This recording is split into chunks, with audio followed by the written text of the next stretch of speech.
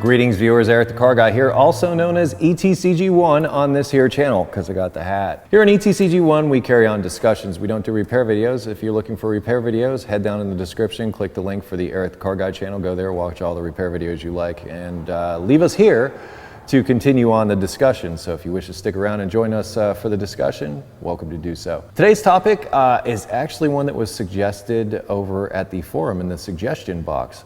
By adrianfig, if I'm not mistaken. And his question was about list pricing for parts and why list prices on parts were so high compared to what, say, a shop would pay. A list price is oftentimes also referred to as suggested retail price, the markup in a sense. That you go out as a technician or as a shop, you go out into the parts buying market, you have suppliers, and they sell you things oftentimes at wholesale. You know, they make a profit, but not as big a profit. They leave a little meat on the bone, let's say, for you to resell the part at a price that's higher than what you purchased it for. And a lot of you may look at this practice and say, that's not fair. They should just sell me the parts at the same price they got them for. I understand it. I understand where you're coming from. I feel your pain. However, that's not good business. And when I say this, I'm going to just sort of break down my interpretation of running a shop. The price you pay in labor, and that's probably what you're bringing up. You're like, well, you make money on labor. The truth is, I don't believe you make all that much money on labor. Once you get done paying that technician to do that work, paying to keep the electric on, paying to keep your insurance, but your overhead, you know, getting rid of your waste oil. I know some of you may have waste oil heaters, that type of thing. I know you're bringing that up.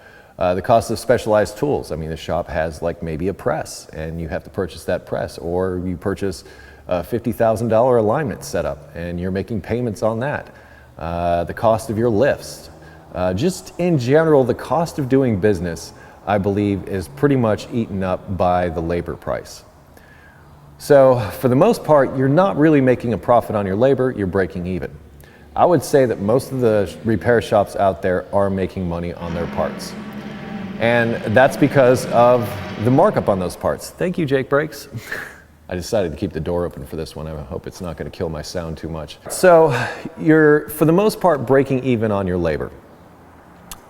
So where does that leave the profit? Well, that leaves the profit from the parts that you purchase. That way, you know, you hand the work over to the customer. Oh, it's the parts prices. It's not the labor prices. As you can see, I discounted the labor in order to make the repair more affordable for you. Now, a lot of you may be thinking, well, geez, that's just not fair. That's just not fair to buy a part at a certain price and sell it at a higher price.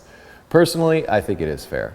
And it just depends. Like, you could take it all the way up to suggested retail, or you could do anything in between what you paid for it and suggested retail. So you can adjust that price.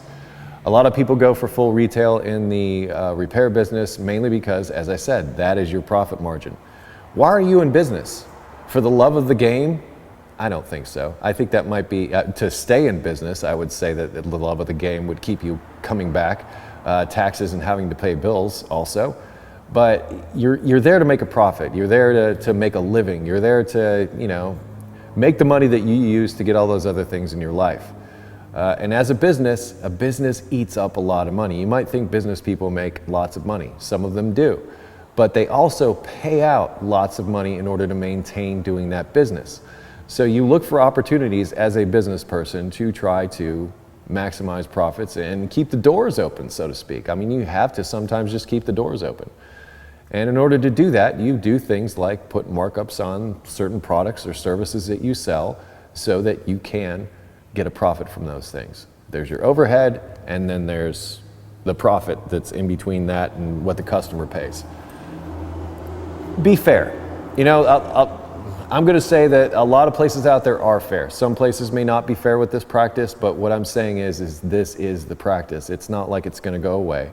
And it's not like it's something that's evil or underhanded. It's perfectly legal in a capitalist society. Come on, this is what we do. So the market dictates what people pay for things for the most part. And that is, you know, how badly they want it, the availability of it. You know, and there's a number of other economic factors that come into play, I'm sure. But the bottom line is, paying list price for parts is not something that I'm against. Like I said, you could make those adjustments on the work order. You could discount the labor, but still charge the list price for the part. You're still offering the customer an olive branch, so to speak, or something like that in order to make things right, what have you. But for the most part, like I said, I don't believe the profit in the repair industry is in the labor. I think it's actually in the parts markup, and I think it has been. In every place I've ever worked, I've seen some pretty extreme parts markups.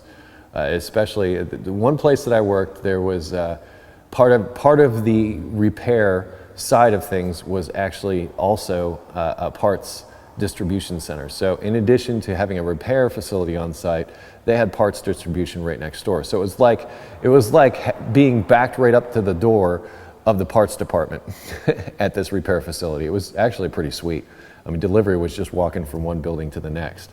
And the markups there were pretty stinking incredible. And the owner retired well. Started with nothing, okay? You have to go with this from a small business perspective. I know that you're trying to scrape by and you just need your car repaired. And well, I say follow my videos, do it yourself. Cut out all those labor costs and all those other things, and you could do better. Now these days, the playing field's leveled a little bit in the days of the internet. You don't necessarily have to pay list price for something. You can go out on the internet and get, closer to a wholesale price as a consumer out on the internet, which is great. One last thing I want to touch on here that was also brought up in the comments before I forget was, what about you buying the parts, like say off the internet or something like that, and then bringing it into the shop to have them install those parts for you? That's really up to the shop to decide whether or not they want to do it, because what you're doing, keep in mind, is you are cutting into their profit margin by doing this.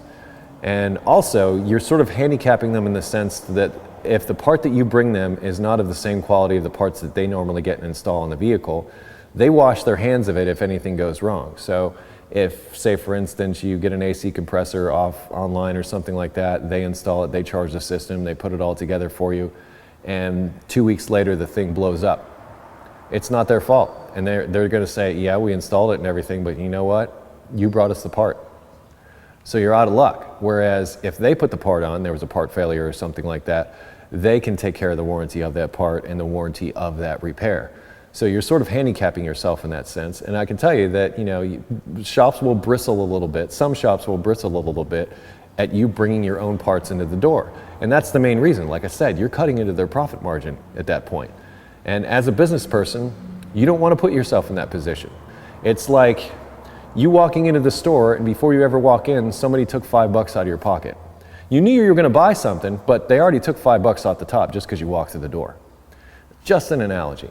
And that's really what you're doing in those situations. Now, I know you're trying to get by, and you may not have the tools or equipment to do AC work. I often say that. And so, that falls right in line with that. However, shops still need to make a profit. And the good shops take care of their customers. And they know what their profit margins are. They know where they're comfortable. They're good business people.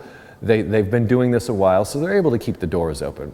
So they may give you a break or may allow you to bring that part in on that particular time. But then the next time there might be something else that you need to pay a little more for, and they make it back. Business is a give and take. And I think good business is done that way. So yes, there are times where you're like, you know what, buddy, you're an asshole. You're paying full list. And then there are other times where it's like, okay, ma'am, I understand. You have 5 kids and you need to go to the grocery store and you've only got $100 in the bank and times are tough. You know what? I'm going to take some money off this and I'm going to make it up on the next customer, who's maybe driving the M3 and just doesn't care. just like, here's the keys, fix it, make it happen. And you adjust. So I wouldn't get so down on list prices on parts and paying list prices at shops, because I want you to think of that as their profit margin. And shops, I think the good shops will be fair with you, and any opportunity that they will do what they can to save you money and accommodate your needs. Good business people do this. If they don't, well, there's other shops out there. And these days with the internet, there's so much word of mouth out there. Well, I'm sure you can find another one and get the things you need. Anyway, I hope you've enjoyed this discussion. It is a discussion, so if you wish to comment, feel free to do so down in the comments. Also, hit the like button, subscribe, that kind of thing as well, now that I'm thinking about it. But if you have automotive issues, I would actually ask that you head over to ericthecarguy.com. There's a welcome video there to tell you about all the amazing features we have there to help you with those automotive issues, should you have them. And if you wish to connect with me socially, I can be found on Google+, Facebook, and Twitter. Close each of my videos with be safe, have fun, stay dirty, and I will see you next time.